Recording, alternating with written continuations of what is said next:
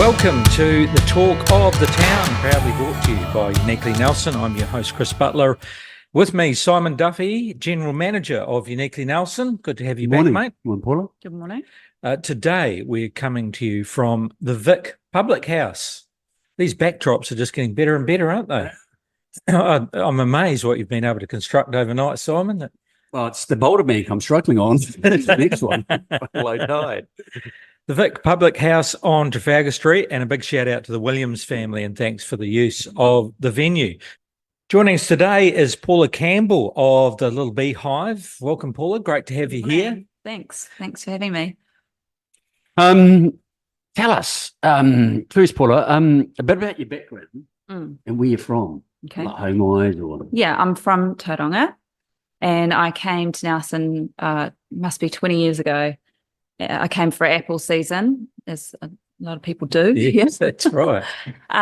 So I think I did 3 months then, and then went back up to Tauranga, did some things up there, but always had a calling to come back to Nelson. So I came with a little kitten and a dog, and we drove all the way down and never went back. So, and yeah, just loved it here. Had kids here, family, and then started the Beehive. And Okay, so tell us about that.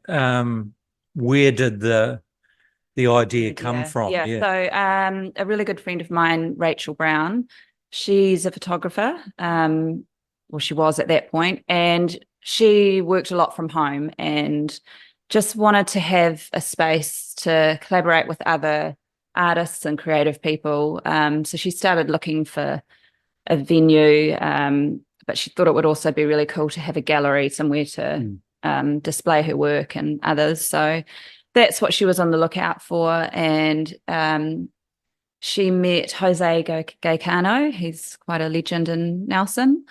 Do you know Jose? No. Yeah, he does lots of good things. I've heard of him, but I've never... for the creative community and arts and environmental as well. So he had a building on Collingwood Street that we looked at, but it wasn't quite right. And then he said he had another building, which was down the end of Hardy Street here, and it was a beautiful building and perfect for what we wanted. And he was really accommodating, and he actually came up with the idea of how it could all work. And he suggested we have maybe 20 artists that all pay a certain amount a week and all share the duties of working in the shop. Good.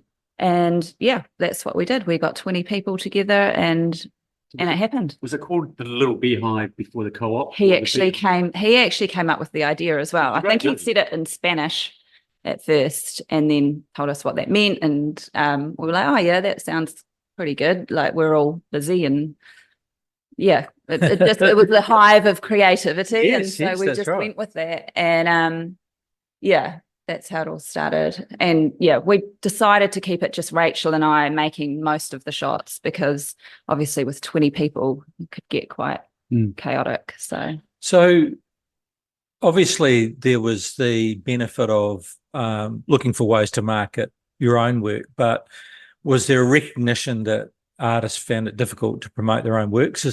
Was that where the idea came from?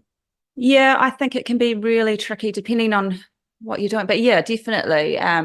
Like for me, so I've always made clothing, and to have your clothing in a retail outlet, you obviously need to come up with a wholesale price. So it's really tricky to work that in. You have to get your margins right, but that means your retail price is going to be so huge to get what you need. So it was just cutting out that middleman and making sure that the money went back to the artists. So we weren't charging any commission at that point. 100% of their sales, artist sales, was going back to them. Yeah. Right, but then of course you got costs of the facilities, haven't you? Yeah, but the rent covered that. Jose was actually very generous with our rent as well. He really helped us get off the ground. So yeah, overheads weren't too bad, but then we started just taking other artists on commission, those ones that couldn't commit to being a member. And so we'd slowly start building up a bit of funds, and then we switched to buying wholesale, and then it's just sort of taken off from there. Right. Yeah. So from when it first started to what it's evolved to, you Mm. first started off, you said you had 20, you've got about 13 or 14 now. How did I that- actually went back down to 10. Yeah. I think it's one of the hard things is trying to delegate space to each member and be fair. And I think we had a smaller premises. Well, it wasn't that much smaller, but when we moved to Bridge Street, and I think it was getting the ratio right of, say, my wholesale products and my members, because the wholesale products are bringing in my income and keeping us afloat, because now we do have a lot more expenses. So it's just getting that balance right. So I feel sort of 10 members is the key for now. And part of that evolving, when you're on Bridge Street, you're now on Hardy Street, up Hardy Street. It's a bigger space with the same amount of artists, or is it? Yeah, same amount of artists. So I think I'm enjoying having a bit more breathing space for the products. We may have outgrown our Bridge Street shop a little bit. So same amount of artists, but I feel like they've got a More better space. Yeah. Like bringing in more product Yes. as well. Yeah, they've still got similar space, but just laid out a bit better. And I'm looking to bring in more product as well. Yeah, right. Definitely. So you found an initial space, and then was it Bridge Street, or was there Trafalgar Street? Because you were at Trafalgar Street at one point. 2 moves. Yeah. No, 2. So we started Lower Hardy Street. Right. And that was, we've been so lucky with all the buildings we've had. They've been really beautiful buildings. And then Bridge Street came up. And it's quite a scary thing to move, you're wondering if it's the right thing to do, but just sort of went with it. Change is good. And again, we had great landlords at Bridge Street. We had Simon and Miko.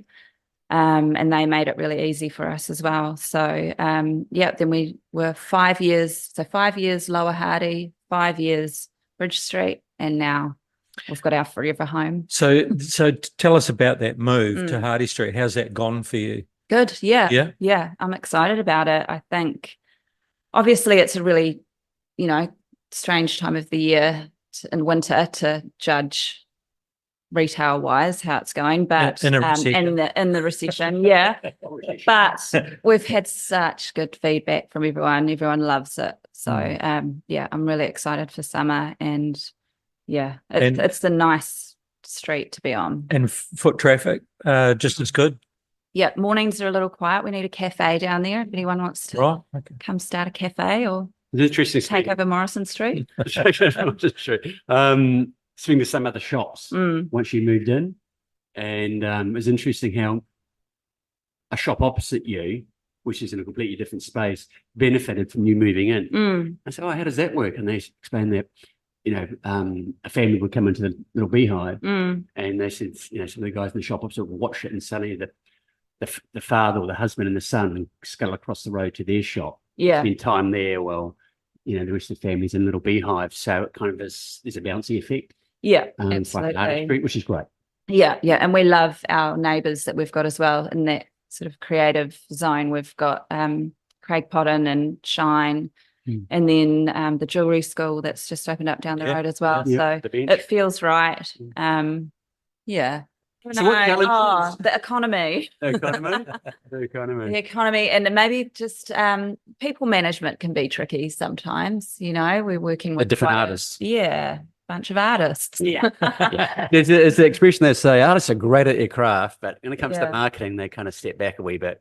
No, I think they're all finding their way, and that's actually, it does it can be a bit of an incubator space, the Beehive, over the years as well, which has been really cool to see businesses start and get a feel for their products and what goes well and pricing and all of that. But so they learn the marketing along the way. And most of them in the digital space, whatever that looks like. Websites, Facebook. We've got some very computer illiterate members as well that just struggle with all of that, but they know how valuable it is, and are definitely getting on board with it. Cool. Yeah. Can you tell us a little bit about some of the artists that you've got in there? Are you allowed to name names? Yeah, I'm gonna name names. Yeah, so we've got some that have been with us pretty much from the beginning. So I can't forget anyone now, but we've got Sharon. She's got Plant and Share, which is this. She does natural skincare, and so she grows a lot of the ingredients from her property in Wakefield, all natural, beautiful products. And I think she's given us a really good following. People come back, especially for her skincare. So she's great. We've got Soph Holt. She's famous. Like, she's got lots of fangirls, and her work's really sought after. And yeah, it's great seeing how well she's doing. She's having some big exhibitions with like Flocks, do you know? Yep. Yeah, and some big names. And she's done some really cool collaborations with people. We've got Nina. She's Kingdom of Class. She does the amazing T-shirts with the artwork, and each character on her T-shirt or artwork has a story that goes with it. You've got a really good imagination. And then we've got Jude Raffles. He's our one male member. He never turns up for photos. I bet he does. Right, actually. And actually, so he doesn't work in the shop either. His mum does it, who we love. Right. Gina, yeah, she's great. So, but he's been a member for probably 8 of our 10 years. And then we've got our jeweler, Erica Heidi. She's very talented. We've got Sarah. She's a resin artist from Rewalker. Kate Cowan. Yeah. Her work's beautiful. Really, nice artwork that's inspired from her farm life out at Hawaii, I think, or Hira. Yeah, that's right. Yeah. She's ex-radio news and broadcaster, breakfast show host. Yeah. And then went off and did a lot of journalism, and then moved back to where she grew up pretty much. Yeah. So it was interesting seeing that artwork, because I hadn't seen her for quite a few years. The fact that in the background she was doing some artwork, and all of a sudden there it was. So I wondered what she had been up to. So she should be doing the podcast. She'd be better than me. Where do I start? It should be great. So, Paul, in your spare time, what do you do outside of work? Because you have 15 kids. Sorry, 5 kids. Yeah. So we've a big blended family, and that does keep us quite busy. But we actually get the week on, week off thing. So sometimes it's just Mitch and I, which is also nice. So I like to get outdoors. You would have met our firecracker staff member, Jackie Key, and she does the trail fit. So she's inspired me to get out more in the outdoors and stuff. So is she still running those walks? The trail fit? Yeah. So I try and get along once a week. So I like getting out in our backyard, and then I've gone out hunting a bit with Mitch as well. That's a new thing that I'm picking up. It's nice to go out with him, and I shot my first goat a couple of weeks ago. Wow. 4 goats, actually. Curries? Yeah, bloodthirsty. So curry? No curry this time. Yeah. Did you have to skin it? And No. I'd have to get Mitch to do that, and he's not a fan of the smelly goats. So right, especially the billies. Yeah, not Mile the billies. Maybe a nanny. I think we'd chuck in a curry. Yeah, waste not, want not. Yeah. You work right in the heart of the city, and you have for a while. There's a lot of discussion about revitalisation. Some sad news with Morrison Square recently as well. But there's a lot of talk going on at the moment, and we do believe, people are busy working on some ideas and plans. First of all, what do you enjoy about Nelson City itself and working here? But also, what would you like to see? Yeah, I think it's a beautiful city. When my mum was visiting recently, actually, she said she thinks it's one of the prettiest cities, and I think it is. It's lovely. So Yeah, but it just feels like it's losing its way a little bit. So yeah, I love the boutique stores, obviously. And to see more of that would be amazing. Free parking? No. Engine parking. Throw that in Oh, there. we don't do park. Don't swear at us like that again. That's the second guest we've had. Yeah. Yeah, but just any initiatives to bring people into the city. I think Events. Yeah, and Clay Week and stuff like that, and Jewelry Week that are bringing people from other towns to Nelson. This week we've got an extra 15,000 people here, which is awesome with the kapa haka and the rugby. So and you definitely see from a retail point of view a spin-off from absolutely from last week to this week. Right. Definitely. Yeah. Fantastic. Great.